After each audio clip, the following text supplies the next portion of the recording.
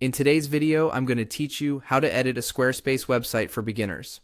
By the end, you'll feel confident making quick text tweaks, adding new sections, and dropping in the right content blocks to bring your pages to life.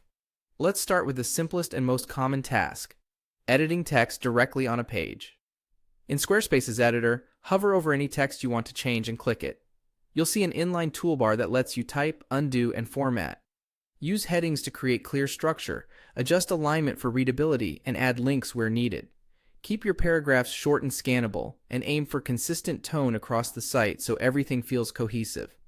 Next, when you're ready to expand a page, click Add Section. Sections are the larger building blocks that create the overall layout of your page.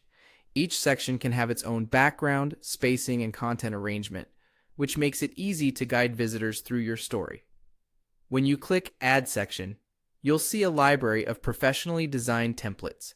Browse the categories and preview how each layout frames your content before selecting one. For example, if you're showcasing upcoming activities, choose a template in the event style, something like a grouped events layout that displays items with titles, dates, and brief descriptions. This gives you a polished structure from the start, so you can focus on the words and images rather than building from scratch. Once you've found a layout you like, select the template to insert it on your page. From there, swap the placeholder content with your own text and media, and fine-tune spacing and background options so it matches your brand.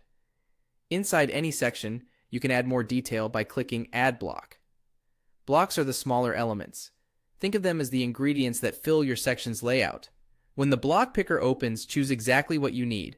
Add a text block to introduce a topic or explain details. Drop in an image to break up long paragraphs, and remember to use clear descriptive alt text.